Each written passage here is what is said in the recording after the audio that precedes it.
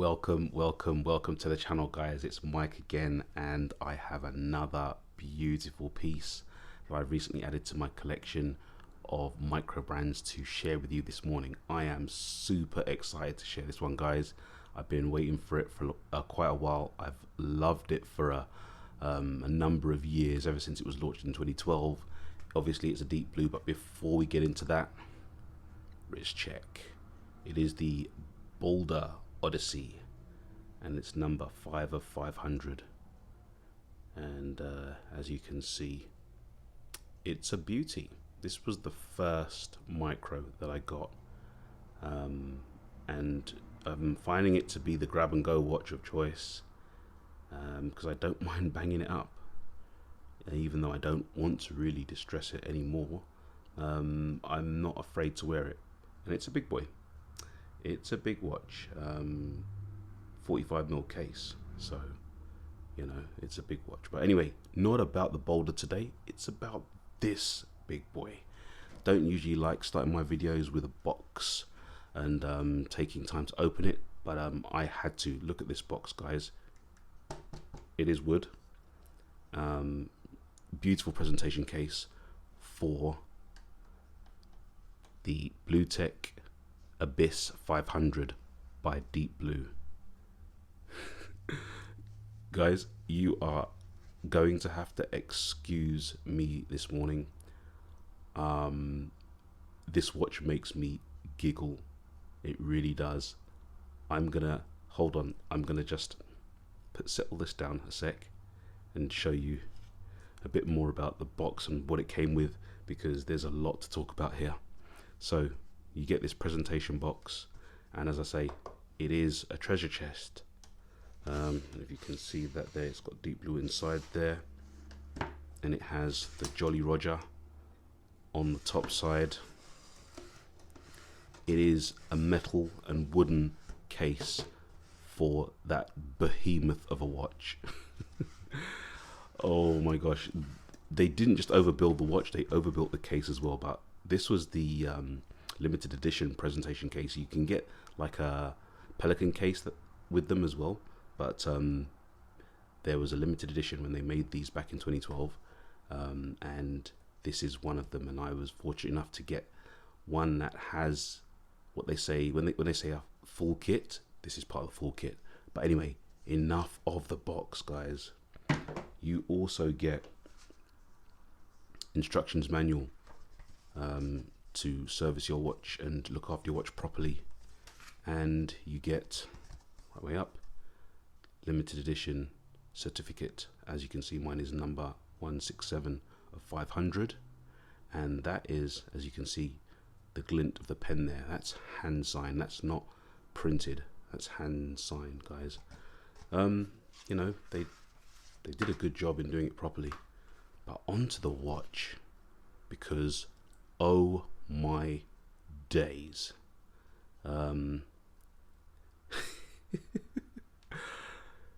guys, this watch is massive. It's massive. I want to use more words to explain it. The actual size and heft is just a giant. I'm going to give you some specs, a wrist shot, and I think this is where I got my love for the Lume, because back in 2012 when this launched and I saw a picture, there's a picture of these in shot in the 4 colors they come in, and one of the pictures is taken of them displayed in the light, and it's the same picture where they've turned the lights off. And when you see the Lume on this, guys, you'll understand. It is phenomenal. Anyway, let me give you some specs. So inside is the Swiss ETA 2824-2, right? So they haven't spared any expense on this beast. The case is a 47mm case, 52 including the crown. 52mm, guys. The height is 18mm. Some of you are gonna be like, Mike, nope, can't do it. 18mm, that's ridiculous. Well, the Frogman isn't far off from that, right? So yeah, only the Frogman is resin. This is stainless steel, not titanium, stainless steel. 18mm in height, lug to lug. is 52 mil, guys. Drops down nicely. I'm not even going to say comfortable, because guys, when you hear these dimensions, you're just going to have to imagine that it's a watch that you probably don't wear all day because it would just be too much. 52 mil lug to lug, 26 mil lug width, guys. I don't have another watch with a 26 mil lug width. Even the Magretti is a 24 mil. 26 mil. And that bracelet, it may taper down to around 25 mil if you're lucky. I mean, you can just about see a taper there, right? Beautiful clasp. 4-position extension there, and it does micro adjust, and it does have a dive extension as well, which is pretty nice as well for you divers out there, right? Mill clasp, lovely exhibition case, guys. I'm just trying to see if I can get this in focus for you. I'll keep it still long enough. You can see the deep blue engraved on the rotor there.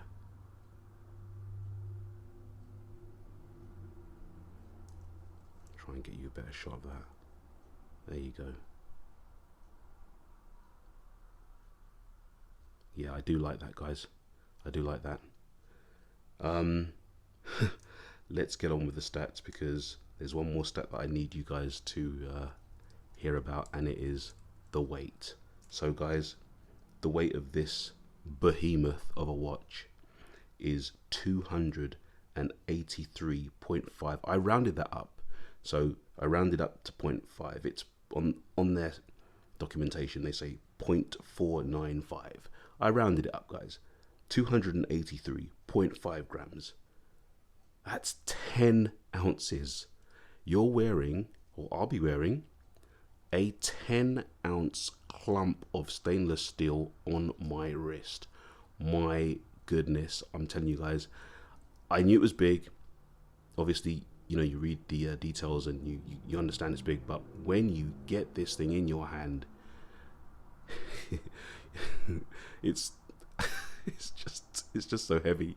It's just so heavy and so awesomely big in presence and wrist presence, and yeah, this one's gonna get noticed.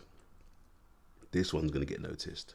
So, talking of the bracelet, you have full links and half links. Here's another thing with this bracelet. Screws. Double-sided screws. Oh, so the main part of the screw pin isn't threaded as such into the link.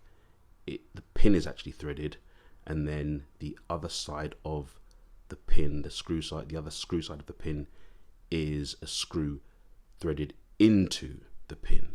So yep, you need your 2 screwdrivers, and you need to be steady. Now, you know, not to blow my own trumpet at all, guys, but I'm a technical person. I'm technically minded. From a very early age, I wanted to take things apart, and you know, my career has always been technical. I mean, I don't do too much now as a manager, but I'm still technically minded.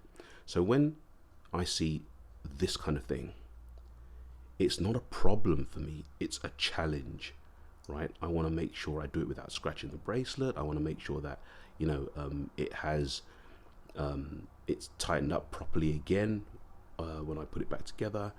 I have the right tools to do the work, and I don't mind doing it. So I know some people talk about that pin system, and they don't like it at all, or the pin and collar. I don't mind it, guys. I really don't. I'll size a bracelet any day, and it doesn't matter what it is. I mean, I didn't know that this was like this, but when I bought it, got it out of the box, realized I had to size it, realized what it was, got on with it. You know, I don't shy away from that kind of thing at all. Some guys do, and fair play. If you know that you can't do it and you'd mess it up, give it to a friend who can do it, or send it to a shop. But for me, guys, I do that myself. Anyway, don't want to ramble. The exhibition case back I showed you. So the bezel 120 unidirectional. Listen to the click, guys.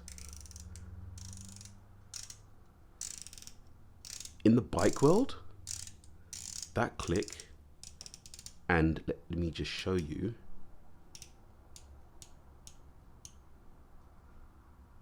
Did I get it on the right click there? Oh, there you go. Perfect. Perfectly lines up. That click would be like a Ducati engine or a V-twin then. It's the V-twin of clicks. It's just, everything about it is just madly, awesomely big and, God, dare I say in a nice way, obnoxious. I love this piece, guys. It's a chunk. The Lume is of BGW9 in its glory, and you will see it in a bit when I turn the lights out. But going on about the bezel, that bezel, guys, is 6 mil. That's 6 millimeters of bezel right there. I mean, I've got big hands, but you know, wow, you're not going to have any problems with the bezel, the crown. You know, great movement on the crown. Let's see if you can get it to pop. Just a little pop there, but it's just so smooth, guys. It feels so well engineered. Built almost seems like a too small a word to use. It's so well engineered is what I want to say. Let me give you a wrist shot, because man, oh man. Off with the boulder, and the boulder is not a small watch, right? There's a little comparison there. The boulder, in fact, I'll give you a comparison in the weight size. In the weight, the boulder is 160 grams compared to the 283.5 grams of the Blutech. I mean, the heaviest, biggest watch in my collection for sure. Would I have another? I'm gonna say, out of the 4 colors that it comes in, the blue is lovely. There's a golden yellowy color with a blue chapter ring. There it is on my 7 3/4 wrist, guys. As you can see, I can carry it off because I have massive paws. 7 3/4 inch wrist, massive paws, but it's still a chunk. And it feels really heavy. It feels really heavy. Oh my days. What a piece. I've wanted to share this with you guys for a while, ever since I realized I was getting it, and it was stuck in customs forever due to the current situation we have now. The post is slow and customs is even slower, but you know, I was patient. It finally arrived, and I'm glad I waited for it, because wow, serious piece. Let me get that off the wrist again.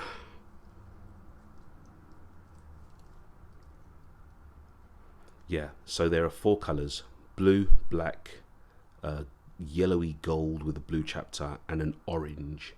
And that's the total of the 500. So there aren't 500 pieces of each color. There's 500 pieces. Would I get another one? No, I would not. And here's why. Because in that Charlie and the Chocolate Factory movie, where you saw the kid with the gobstopper that lasts forever, right? This is one of those. This is one of those forever gobstoppers, right? To have 2, and I am a greedy person when it comes to my watches, I've said that before, but to have 2 would be a waste. I think this is one that you have, it's one piece of treasure, hence the treasure chest. It's one piece of treasure, and you cherish it. There are guys who collect them. I know one person who has almost collected. There's a version 2 of this, and instead of the BGW9, it has tritium. Looks nice, but I prefer this one. I prefer the version 1 Blutech Abyss. 500 meters, water resistant, as you can see on the dial there. But as I was saying, I prefer this version. The tritium looks okay, but with tritium you're subject to the shape of the straight tubes when it comes to doing your numerals, your Arabic numerals. So I think this one looks more aesthetically pleasing to me. So yeah, 500 pieces of all 4 colors, not 500 pieces of each color. And I love the blue. I think you hardly ever see the black. The orange is around. The yellow is supposedly the sought after one, but I wasn't too, I didn't mind. If the yellow one had come up, I would have grabbed that as well, but this one came up at a time when I was ready and able to pull the trigger. And the blue is awesome, as you can see, that sunburst dial, awesome. Now, the one flaw with these, which mine doesn't have, I don't know if it's because of care and attention to the watch, or I don't know, but you see the 1 here on the 10? On some watches, quite a lot I've seen, the Lume, the Superluminova filling is missing. And I've seen some where it's missing on most of the numerals, but this, as you will see, has all of them. If you're looking for one and there's any for sale, I would say make sure you get a picture of the Lume, or ask about the Lume if you can't see from the picture, because to me, I don't know, to some people it doesn't matter, but it kind of spoils it to me when you see how much Lume this thing radiates. To have a piece missing is a little bit off-putting for me, maybe not to others, but it is to me. Anyway, guys, I am going to give you that Lume shot that I promised, because yeah, I'm not going to say anything. I'm not going to say anything else. You will see.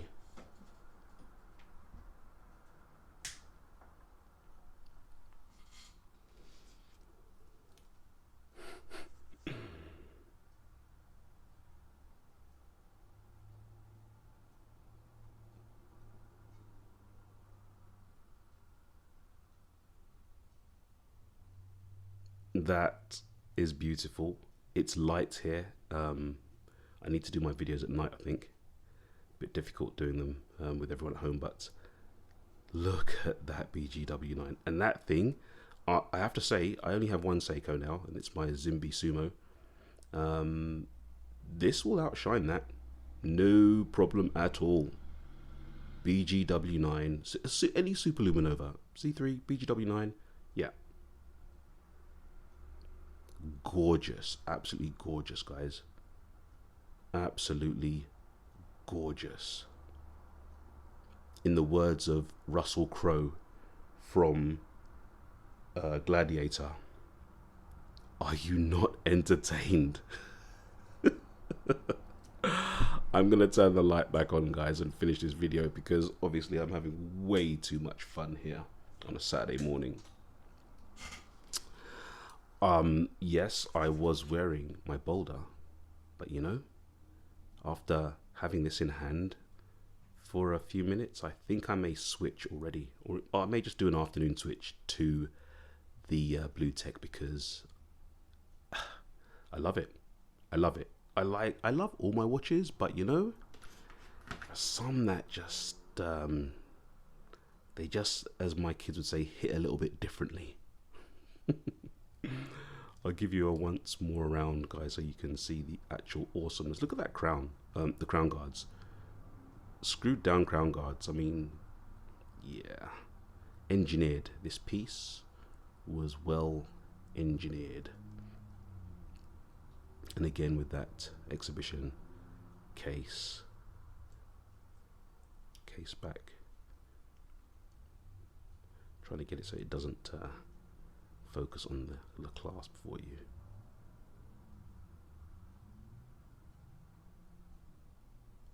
Yeah,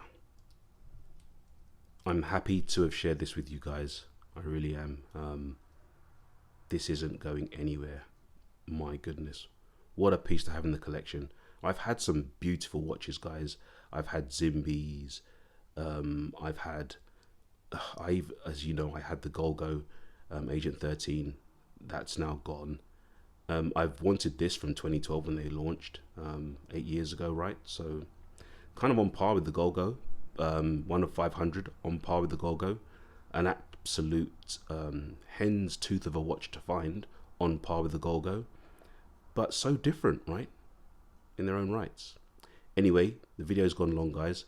So I'm going to end it here. Please, guys, wear all your watches in the very best of health.